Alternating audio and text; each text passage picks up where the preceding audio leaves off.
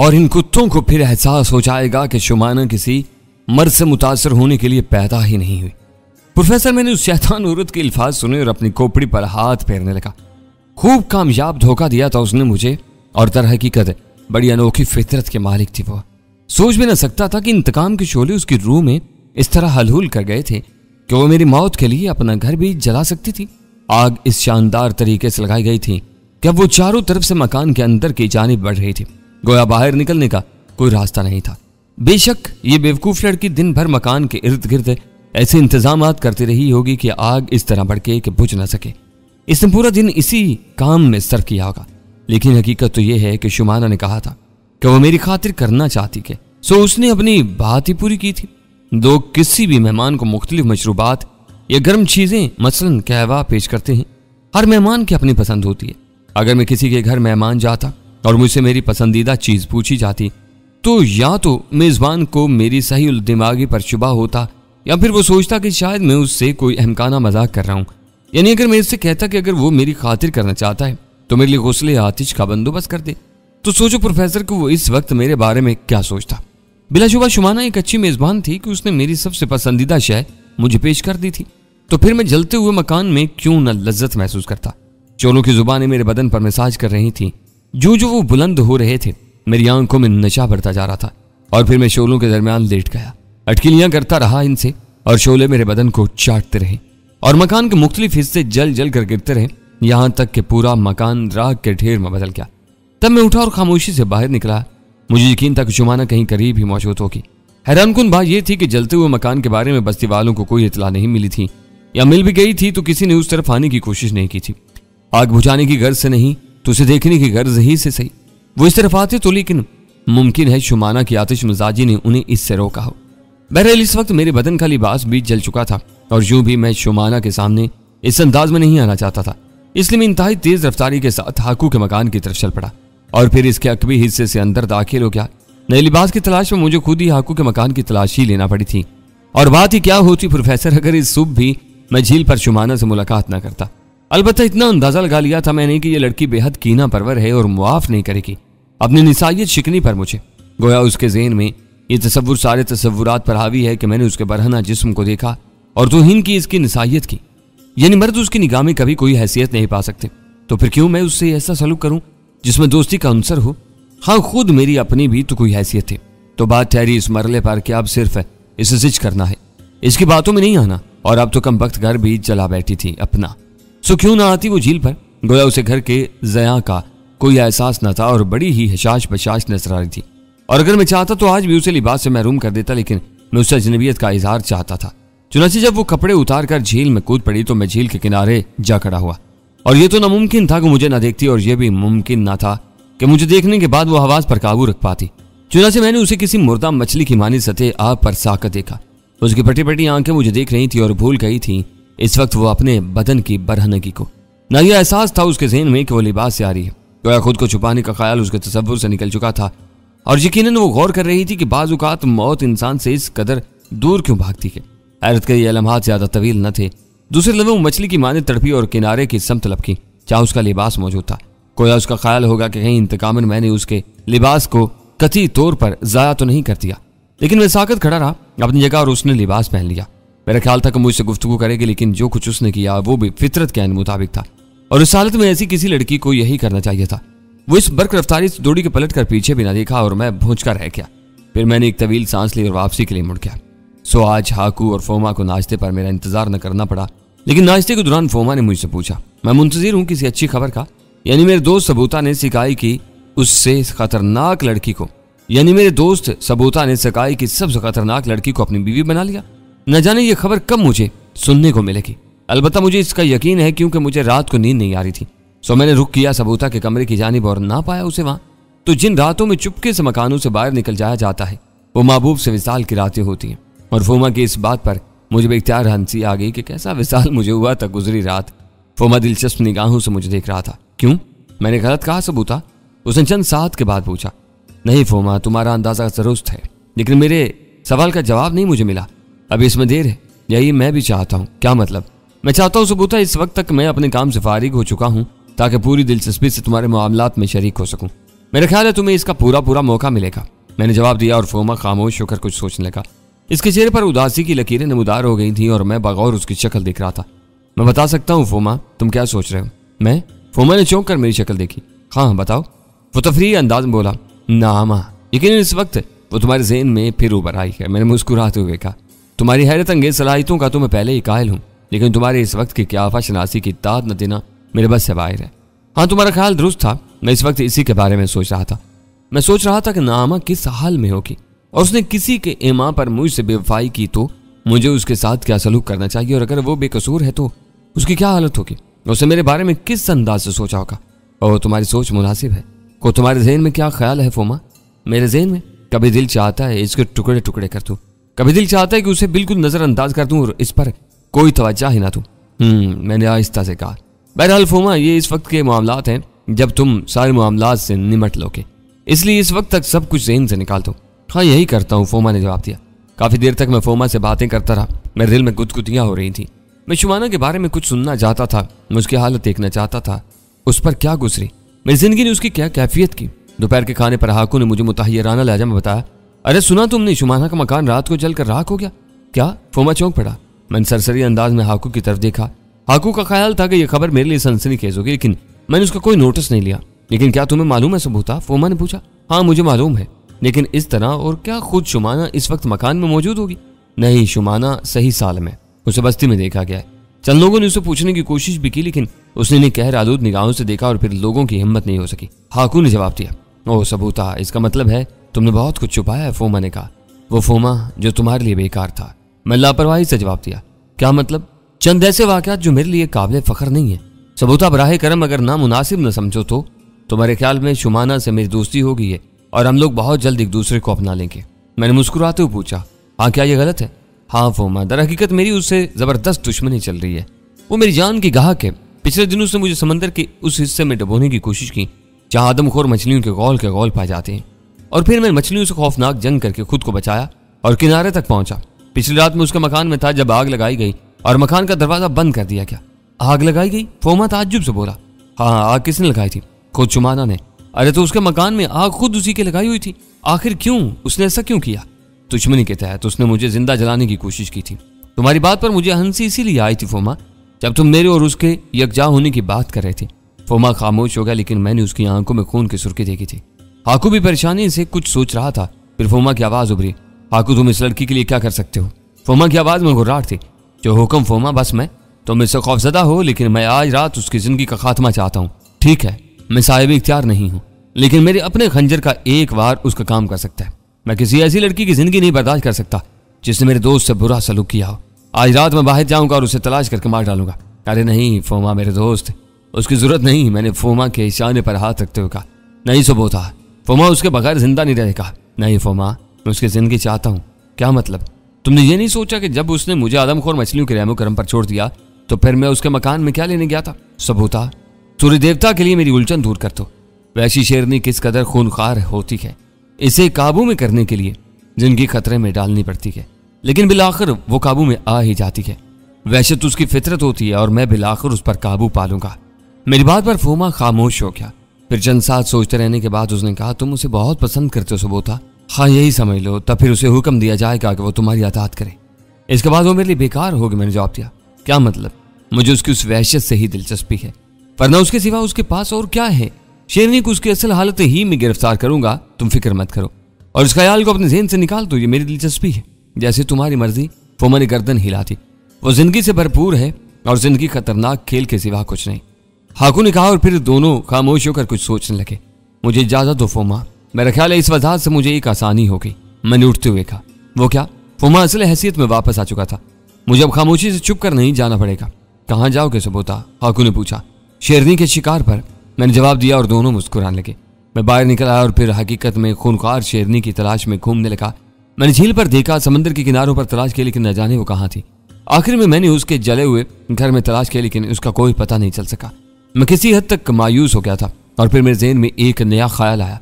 शुमाना नहीं मिली, न जाने कहाँ होगी। उसकी तलाश तर्क करके क्यों ना इन लोगों की बस्ती का जायजा लिया जाए जो सकाई वालों के लिए दुश्मन की हैसियत रखते हैं। यह ख्याल पहले भी मेरे ज़हन में था, या इस बस्ती में रहकर और मुझे करना भी क्या था। हाकू से मैंने इन लोगों की बस्ती की समत भी मालूम कर ली थी। चुनाचे में समझ चल पड़ा।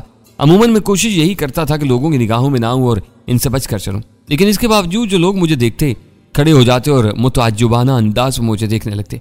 ऐसे चंद लोग मेरे शनासा भी बन गए थे जो मरीज की हैसियत से हाकू के पास गए थे और उन्होंने मुझे वहां देखा था। फिर मैं बस्ती की सरहद पर पहुंच गया। एक तरह से सरहद ही मुतय्यन कर दी गई थी। यूं भी यहाँ बस्ती वालों के मकानात नहीं थे, बस एक तवील इलाका बंजर पड़ा हुआ था। गोया इन लोगों ने इस इलाके में काश्त भी नहीं की थी।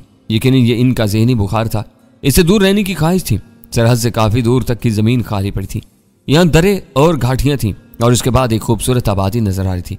बड़े बड़े और कुशादा मकानात पर मुश्तमिल आबादी, और इन मकानों को दूर से देखकर यह अंदाजा होता था कि वहां के रहने वाले सिकाई के बाशिंदों से ज्यादा ज़हीन हैं और उम्दा तर्ज रहाइश रखते हैं। बहरहाल मैं इन लोगों की तरफ चल पड़ा।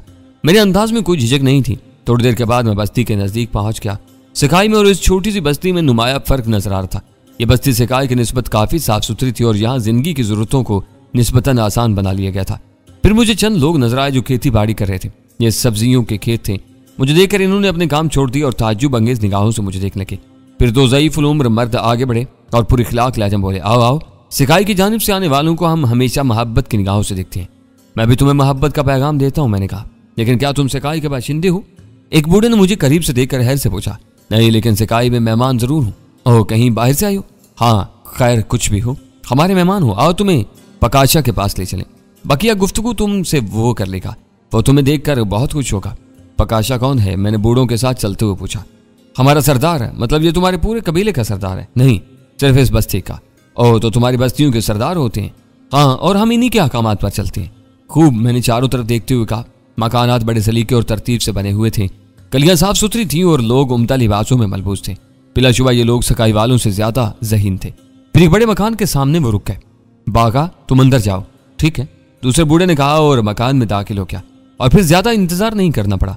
चंद ही साथ के बाद वो बूढ़े शख्स के साथ बाहर आया जिसके बदन पर टखनों तक का लिबास था।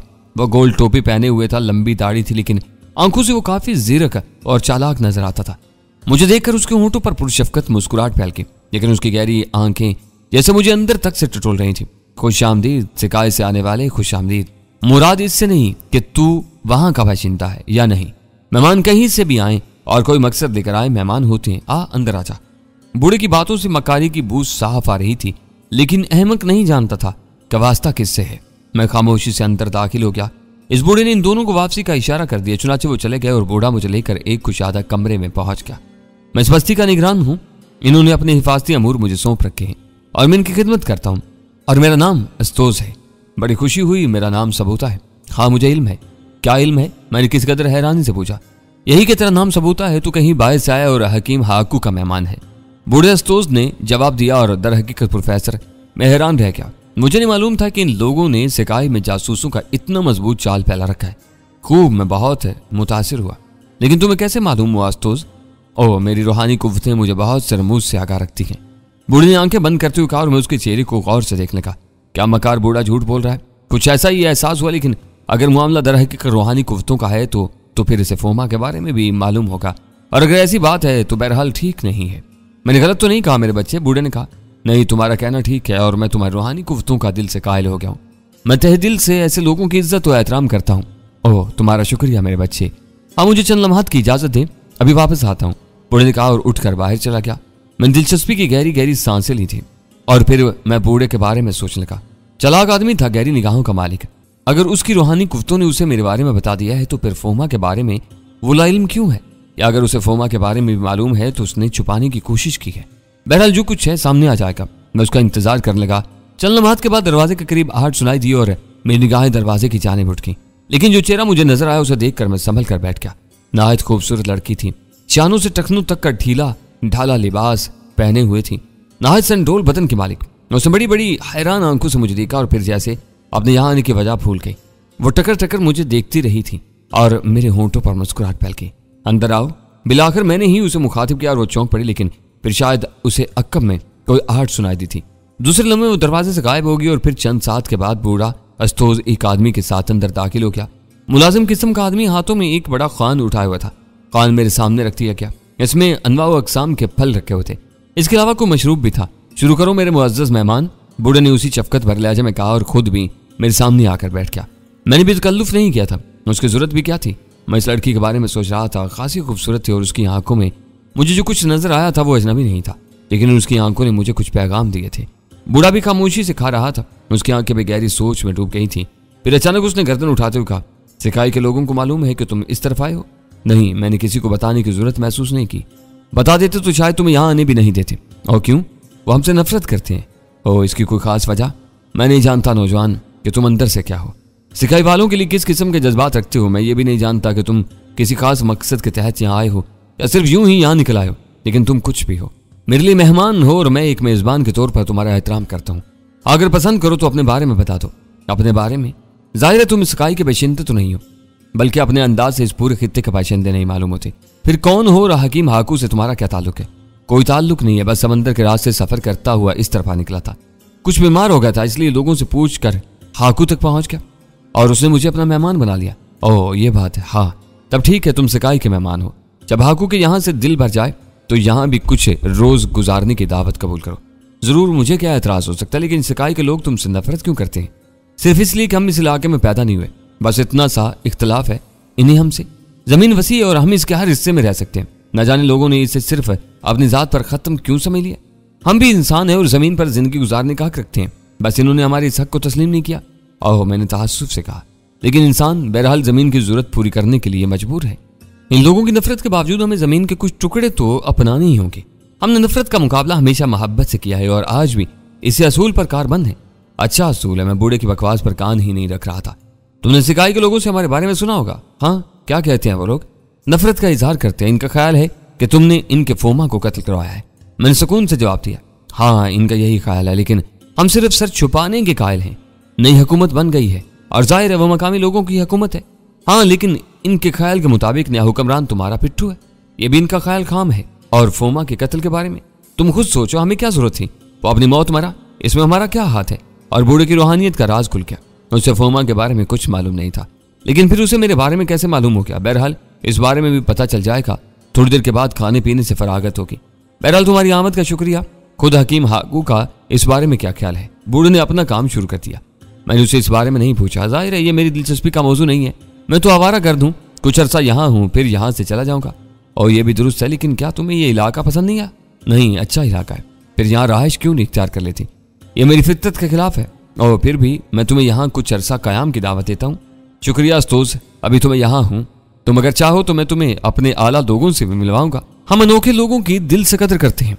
मैं इस दावत को जरूर कबूल करूंगा। मैंने जवाब दिया और फिर मैंने कहा, मैं तुम्हारी बस्ती देखने का ख्वाहिशमंद हूँ। ओह, ऐसी जल्दी भी क्या है? अभी तो तुम यहाँ चंद रोज कयाम करो। आज नहीं, मैंने हाकू को बताया नहीं था कि मैं कहाँ जा रहा हूँ। मैं इसे इजाजत लेकर चंद रोज के लिए यहाँ आऊंगा। ओह मेरे दोस्त, फिर मुश्किल होगा। वो तुम्हें इजाजत नहीं देगा। नहीं अस्तोज, मैं सिर्फ उसका मेहमान हूँ, पाबंद नहीं। वो तो ठीक है, लेकिन फिर भी वो तुम्हारे बारे में शक व शुबा में मुब्तला हो जाएंगे। तब फिर मैं इन्हें बताऊंगा ही नहीं कि मैं कहाँ जा रहा हूँ। हाँ, यही मुनासिब है। ठीक है, मैं बहुत जल्द यहाँ आऊंगा, मैंने जवाब दिया और बूढ़ा अस्तोज गर्दन हिलाने लगा। फिर उसके होंठों पर मुस्कुराहट नजर आई। तुमने बस्ती देखने के लिए कहा था? हाँ, तुम चाहो तो मैं इसका बंदोबस्त कर सकता हूँ। मैंने महसूस किया कि सिकाई की निस्बत तुम्हारी बस्ती खूबसूरत और साफ सुथरी है। इसे देखने का ख्वाहिशमंद हूँ। ठीक है, मैं इसका बंदोबस्त किए देता हूँ, बूढ़े ने कहा और एक बार फिर वो मुझसे इजाजत लेकर चला गया। फिर थोड़ी देर बाद वापस आया। उसके साथ दो जवान आदमी थे जो उम्दा लिबासों में मलबूस थे। ये दोनों तुम्हें बस्ती दिखा देंगे। शुक्रिया अस्तोज, मैं तुम्हारी इस मेहमान नवाजी को हमेशा याद रखूंगा और बहुत जल्द दोबारा यहाँ आने की कोशिश करूंगा। अस्तोज ने मुझसे गर्मजोशी से मुसाफा किया था और फिर मैं उन दोनों के साथ बाहर निकला। दोनों आदमी खामोश तबा थे और सादत मंदी से मेरे साथ चल रहे थे। मैं बस्ती देख रहा था। बिलाशुबा सिकाई की निस्बत ये मिसाली बस्ती थी। वो दोनों मुझे अपनी ज़राअत और अपने रहन सहन के अंदाज के बारे में बताने लगे। फिर इनमें से एक ने कहा, हमें मालूम है कि सिकाई के रहने वाले जिंदगी की बहुत सी जरूरतों में हमसे बहुत पीछे हैं। हम खलूसे दिल से उनकी मदद करना चाहते हैं और इन्हें जिंदगी की सहूलतों के हसूल में मदद देना चाहते हैं, लेकिन वो हमसे बुग़्ज़ रखते हैं और सिर्फ हमारी मुखालफत करने में खुश रहते हैं। क्या तुम लोगों ने उनसे राब्ता कायम करने की कोशिश की? बारहा, लेकिन वो हमारे वजूद से नफरत करते हैं। इस तरह तो वो तुम्हें जिंदगी की जरूरतों के हसूल में परेशान करते होंगे। हर मुमकिन तरीके से दूसरे लोगों से राब्ता कायम करने में तुम्हें अपने साहिल से काम लेना होगा। हाँ, मैं साहिल देखना चाहता हूँ। आओ, इन्होंने कहा और थोड़ी देर के बाद हम साहिल पर पहुंच गए। मैंने यहाँ उम्दा किस्म की किश्तियां देखी। इनमें बास किश्तियां काफी बड़ी थी। यहाँ से मैंने सिकाई का एक साहिल भी देखा जो बहुत ज्यादा दूर नहीं था। मैंने महसूस किया कि अगर कभी सिकाई वालों और इन लोगों में बराह रास्त तसादुम हुआ तो एक दूसरे पर हमला करने के लिए साहिल उम्दा साबित हो सकते हैं। मैं साहिल के साथ दूर तक चला गया दोनों मेरे साथ थे और फिर जब मैं वहां से हट रहा था तो यकायक मैंने उसी लड़की को देखा। उसने लिबास तब्दील कर लिया था और तेज रफ्तारी से उस तरफ आ रही थी। फिर वो हमारे पास पहुंच गई। अस्तोस तुम्हें तलब करता है, उसने कहा। मेहमान को भी? नहीं, सिर्फ तुम्हें। मेहमान को मेरे सपुर्द कर दो, उसने कहा। दोनों ने एक दूसरे की तरफ देखा और फिर गहरी सांस लेकर गर्दन हिला दी। फिर वो दोनों आगे बढ़ गए। लड़की ने जाते देखती रही। फिर उसने मुस्कुराती निगाहों से मेरी जानब देखा और बोली, मेरा नाम पोस्तिया है। ओह, खूबसूरत नाम है। शुक्रिया, लेकिन मुझे अपना नाम न बताना। मैं जानती हूँ, उसने मुस्कुराते हुए कहा। अच्छा, क्या नाम है मेरा? सबूता, उसने बदस्तूर मुस्कुराते हुए कहा। इसकी मुस्कुराहट बेहद दिलकश थी। खूब, मेरा ख्याल है यहाँ सब रूहानी कुव्वतों के मालिक हैं। तुमने भी मेरा नाम रूहानी कुव्वतों के जरिए ही मालूम किया है ना? नहीं, ऐसी कोई बात नहीं है। क्यों, तुम्हें रूहानी कुव्वतों का ख्याल क्यों आया? बस्ती के सरदार अस्तोस ने बेमुझ से वाकफियत का इजहार किया था। उसने मुझे बता दिया था कि मैं हाकू का मेहमान हूँ और इसने तुम्हें पहचान लिया होगा। मगर किस तरह? मैंने उसे तुम्हारे बारे में बताया था। तुमने? मैंने ताज्जुब से पूछा। हाँ, अस्तोस मेरा बाप है। ओह, तो असल रूहानी कुव्वत तुम्हारी है। कह चुकी हूँ कि ऐसी कोई बात नहीं है। फिर तुम्हें किसी न किसी तरह से तो मेरे बारे में मालूम हुआ होगा। हाँ, लेकिन अभी नहीं बताऊंगी, वो किसी कदर शौकी से बोली। और फिर कब? बस पहले तुमसे कुछ बातें करूंगी। तुम्हें याद है थोड़ी देर पहले मैंने तुम्हें अस्तोस बाबा के कमरे में देखा था? हाँ, मुझे याद है। मैं तुमसे उसी वक्त गुफ्तगू करती, लेकिन पीछे से अस्तोस बाबा आ गए थे। हाँ, मैंने महसूस किया था। तुमने मेरे इस तरह भाग जाने का बुरा तो नहीं मनाया था? नहीं, इस वक्त मैं तुम्हें नहीं जानता था। ओह हाँ, यह भी ठीक है, लेकिन मैं तुम्हें इसी वक्त पहचान गई थी। तुमने कहा है कि तुम खुद मुझे बताओगी कि तुम मुझे किस तरह जानती हो, इसलिए अब मैं इस वक्त तक नहीं पूछूंगा जब तक तुम खुद नहीं बताओगी। ओह, वो हंस से पड़ी। आओ, बस्ती में अब तुम क्या देखोगे? समंदर के किनारे किनारे चहलकदमी करती हैं। वैसे बस्ती की और किसी चीज से तुम्हें दिलचस्पी नहीं है? कभी नहीं। वैसे मैं भी बहुत चालाक हूँ। तुम्हें मालूम है कि मैंने तुमसे मिलने के लिए क्या चाल चली? मुझे नहीं मालूम, मैंने उसके साथ आगे बढ़ते हुए कहा। अच्छा, मैं तुम्हें बता देती हूँ कि मुझे तुम्हारे बारे में कैसे मालूम हुआ। ये बताओ, चुमानो को जानते हो? उसने पूछा। सिर्फ एक लम्हे के लिए मेरे कदम रुके और फिर मैंने खुद पर काबू पा लिया। हाँ, अच्छी तरह। पूरे सिकाई में उसकी दोस्ती सिर्फ 2 अफराद से है, एक मैं और दूसरी सलाका। ओह, वो तुम्हारी दोस्त है? मैंने ताज्जुब से पूछा। और सलाका भी? सलाका कौन है? वो सिकाई ही में रहती है। खूब, मैंने गर्दन हिलाते हुए कहा। तो चुमाने ने बताया था कि वो आजकल सख्त परेशान है और उसकी वजह सिकाई में घुस आने वाला एक अजनबी है जिसका नाम सबूता है। चुमाने ने बताया था कि सबूता ने उसकी बेइज्जती की है और वो इसे इंतकाम लेकर रहेगी। ये बात उसने चंद रोज कबल बताई थी। इसके बाद मेरी उससे आज मुलाकात हुई। आज? मैं चौंक पड़ा। हाँ, उसे यहाँ से गए हुए ज्यादा देर नहीं हुई। ओह, कहाँ गई है वो? वापस सिकाई। खूब। हाँ, तो उसने क्या बताया था?